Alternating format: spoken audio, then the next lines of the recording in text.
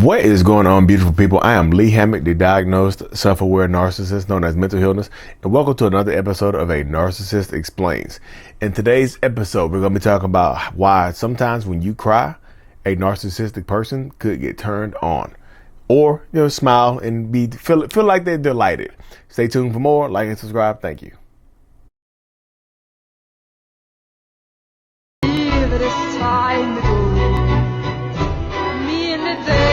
Yes, that happens sometimes in toxic relationship dynamics where one person will get turned on by the tears of the other person. Of course, if you're near, I'm a diagnosed narcissist. I have narcissistic personality disorder. If you're crying or boohoo crying or having a huge emotional reaction, do not be surprised if that turns on your toxic partner. Like if you're yelling and screaming at them, you have tears coming out of your eyes and they say, look, I got something for your tears. Ooh, I like it when you cry. Ooh, you're so pretty when you cry. This is just not a one-time thing, y'all. Some people actually realize that your tears and your emotional reactions turn them on. So they will intentionally set you off on purpose just to turn themselves on, just to arouse themselves. They will start an argument with you or say something horrible to you or trigger a terrible memory for you. So when your tears start flowing, don't be surprised when the person starts to get aroused and things like that, because it does happen, y'all. My advice is to not sleep with this person during this time period, y'all, because that can be a traumatic experience for you.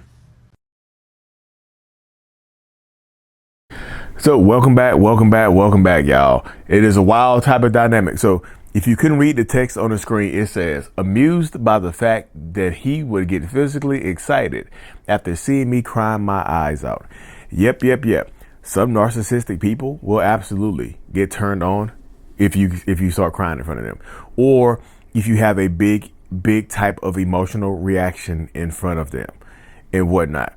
It doesn't have to be boohoo crying to the top of your lungs, but any type of emotional reaction, like if you're reacting to them, like even if they make you cry, they can get turned on and try to take you to the bedroom to make you feel better about yourself, because, and I asked my therapist about this, because I being realistic, that used to happen to me back in the past. And I was just like, I asked my therapist, I was like, why does, this is me being vulnerable. I was like, why do when people like when women cry in front of me, why does it arouse me? And she was just like, it's the vulnerability. She's like, the vulnerability of that person, their emotions, like what you lack, you are attracted to. So when people are vulnerable in front of you, it's not even the tears, it's the vulnerability. When people are vulnerable in front of you, you lack that, you're attracted to that. So it arouses you. It makes you happy sometimes when people, it makes you feel good or something. It's weird, y'all. It's a weird mindset to have. And no, I'm absolutely not proud of my mindset and thinking like that, but that's how my mind works. When I tell people that, it's like, it's embarrassing to tell people that, but like, it's a general experience. And I've had other people say the same thing to me when I'm doing my one-on-ones over Zoom. I will talk to people. I'll talk to other narcissists that say the same thing. They were just like, yeah, I don't know what it is. And once my therapist explained it to me, I explained it to them. I was like, it's the vulnerability. The more vulnerable you become, the more vulnerable you are able to become, the less you'll be attracted to it like that. You'll still be attracted to the vulnerability, but you won't try to make people cry on purpose, because some narcissistic people will absolutely try to make you cry on purpose to get to that point. They need that big emotional reaction from you. And if, let me be realistic with you. If you happen to sleep with this person or get your little cheeks clapped by this person while you're in this vulnerable mood, you're going to get addicted to them. It's just weird how the mind works. Like this, it's like you get this kind of savior complex developed for the toxic narcissistic person that you're dealing with. Like the same person that is hurting you becomes the same person that is healing you. The same person that is putting you through this pain and this suffering becomes the same person that is making you smile and making you feel good. And sometimes that's all within a small window of time. They go from making you cry to consoling you and then sleeping with you and making you feel good. That's how you get trauma bonded to people, y'all. That's how you get your mind mixed up and messed up when people are making you cry. And then, that happens. You go to the bedroom. I got something to fix you. I got something to make you feel better. Let's go to the bedroom. No, we might not even make it to the bedroom. Let's do it right here. You see what I'm saying? Because this is a very, it's a weird dynamic, y'all. I know people are going to just try to judge me or whatever, but like, this is my channel. And I didn't make it this far away on YouTube and TikTok or whatever by being disingenuous, but that's how my mind used to work. It doesn't happen that way anymore. Do I still like vulnerability? Yeah, absolutely. but it doesn't happen like that anymore. I'm not just sitting here waiting for people to cry and then just like, you know what? I love when you cry. You're beautiful when you cry. Because sometimes you get narcissistic people, most of the unaware ones that are attracted to tears and vulnerability and things like that, when you boohoo crying or having a big emotional reaction. The ones that are attracted to that will absolutely become aroused and turned on and want, like I said, and try to and say things like that. You're so pretty when you cry. Oh, your tears just, I don't know, your tears, something's going on down here. I just, I'm aroused right now. They'll tell you that. They'll say something about you look good when you cry, or I'll give you, but again, y'all, sometimes, this is only sometimes, you get some narcissistic people that when you cry, their vulnerability gets them angry, because their vulnerability, because especially if they are the ones that made you cry, their vulnerability and that accountability can bring on shame, and they can go absolutely wild on you. They'll rage out on you. They'll scream and yell at you. They'll put you down. They'll make you feel like you're crying for nothing. Like you have absolutely no reason to be crying.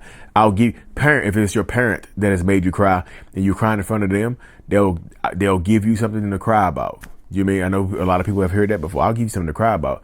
Crying isn't going to change anything. That type of space right there. So not always arousal and things like that, or smiling. Sometimes if they get that big emotional reaction from you, or you cry in front of them, sometimes they'll get that arousal will kick in and they'll want to take you to the bedroom or whatever. But like I said, sometimes they'll just smile at you because they're satisfied. They get satisfied with your reaction. Your reaction makes them smile. And they call that duper's delight. Duper's delight makes people smile sometimes. Like when you get that big reaction and they are smiling, that's called duper's delight. They get a high off of upsetting you and making you angry and hurting you and things like that. So you have to be very wary of duper's delight, because it happens. Duper's delight, it happens all the time. This is not anything new.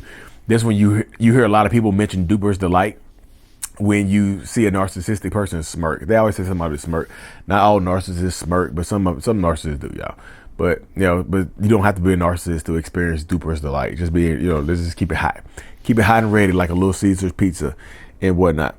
But that is the mindset and the dynamic that a lot of people experience when you're dealing with narcissism, y'all. That's just how it goes. And I know people don't want to hear it, but this is it's not your fault. I know a lot of people would wonder why that narcissistic person is getting aroused when you cry. It's the vulnerability. It's the control. And if they some people they get turned on because they the one who they feel like they're in control of your emotions and they made you cry. So they need to be the one who heals you. The same person that made you cry, the same person that hurt you is the same person that heals you. The same person that cut you is the person that stitches you up. The same person who set the fire is the same person who put it out. You know what I mean? That type of space right there, But that's how it goes, y'all. Just be very wary. It's not your fault if the person just reacts. Their reaction is not your responsibility when you're crying. And like I said, another reason they get angry when you cry is because they think you're using your tears to manipulate them, because that's what some narcissists do. Some narcissists use their tears to manipulate you, so they think you're doing the same thing to them. But anyways, y'all, because this thing's short and sweet, get to the point, y'all. Y'all see me sitting in the living room right now. So like and subscribe for more. Mental Healness is out. Peace.